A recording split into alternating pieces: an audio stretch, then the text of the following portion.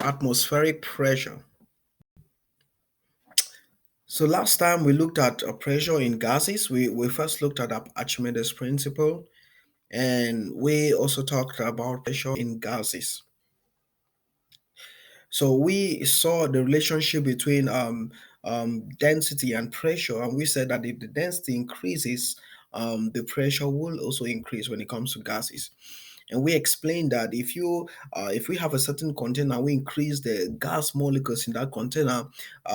If we increase it by two times, we're saying that in that case the density will double, and so too will the pressure double also. And we cannot define, in this case we want to look at atmospheric pressure. And we can one thing we must understand is that as when we are moving along the road, or wherever we are, there is air molecules that are hitting or that bombarding with our bodies, or the surface of our bodies. And sometimes we may not feel it, but sometimes we can actually feel it. And these force, or this pressure due to the atmosphere, is what we actually term atmospheric pressure, and it is caused by the weight, the force of air molecules on our bodies. And the same analogy we use for pressure in liquids, we can use that same analogy here by saying that the deeper you are from the upper limit of the atmosphere, the more pressure you're going to be subjected to. So what we're trying to say is that if we have the upper atmosphere and we are down below, we're going to feel more pressure than somebody who is above the upper atmosphere, let's say in Mars, or say in Jupiter, or wherever the planet may be. So it's the same thing we were talking about liquids. Down, if you are very deep down in at the bottom of the liquid, you're going to experience more pressure than when you are very far on top. So the analogy holds for pressure in liquids, and for pressure in for atmospheric pressure. So we can be able to use atmospheric pressure if we can actually measure that. We can use the measurements to actually predict how the weather conditions are going to, is going to be like. Um, so now consider the case we have on the diagram below, and the weight of the atmosphere is that passes down on a 1 square meter surface at sea level is always 10 to the feet Pascal.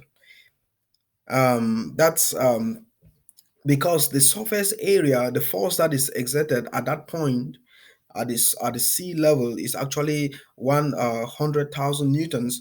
And if the surface area of that liquid is just 1 meter square, then we're saying that the atmospheric pressure, which is the force divided by the area, will be 100,000 newtons divided by 1 meter square. And what you're going to have is 100,000 newtons per meter squared, or which is equivalent to 10 to the feet Pascal. So let's look at some questions. Atmospheric pressure is caused by they say the density of Earth's atmosphere, the weight of the Earth's atmosphere, B, the temperature of the atmosphere, C, the effect of the sun's energy. The answers are actually messed up, but the answer there will be the weight of the Earth's atmosphere. That's what atmospheric pressure is actually all about. Now, we looked at buoyancy when it comes to liquid, so let's try to explain what buoyancy is when it comes to gases. So we have the air balloon there, and Archimedes' principle also applied, like we said, to liquids, and also applied to gases. So here we have horizontal forces. The force of the air balloon on the balloon is greater than the force on the bottom, is be greater than the force on the top. Now look at, if you consider just the horizontal motion, you see that there is a balance in the motion, in the forces. Look at those two arrows, one pointing from the east west, one pointing from west to the east. You see those two forces, they balance out each other. Now, but when we consider the vertical motion, we see that um, the force exerted from the top to the bottom is lower than from the bottom to the top. And as a result of that, we have a net forces, and those forces are vertical. And because of that, you can actually have a flotation, or you can actually have the air balloon float. So the net horizontal forces cancel, obviously, but not the vertical ones, which applies there is a buoyant force, which I've just explained. And this buoyant force equals to the weight of the air displaced. And that's why you can have the air balloon float um, in air. So let's look at some questions on buoyant force. Is there a buoyant force acting on your classmate at this moment? So if you are seated anywhere, do you think that there will be a buoyant force acting on them? So you talk about your answer. Well, so the an option that we can have is no. If there were, they will float upward. Well, that may sound right, but let's look at the second answer. Say yes, but it is insignificant compared with their weight. And B, the other answer say only in water but not in air.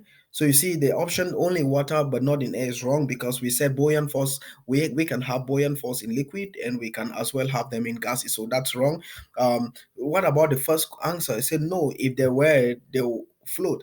But now when we talk about buoyant force, we have to look at the difference between the upward force, which is the buoyant force, and the weight. Now, if we said in the last lecture that if the buoyant force is more than the weight of the object, then that object will float, right? But now, if the weight of the object is more than the buoyant force, we don't expect the object to float. And therefore, the answer we're going to take is yes, but it is insignificant compared with the weight, right? Because the weight is more, the buoyant force is less, so we don't expect your classmate or whosoever to float. But if the buoyant force was more than the weight, then we should expect that to happen.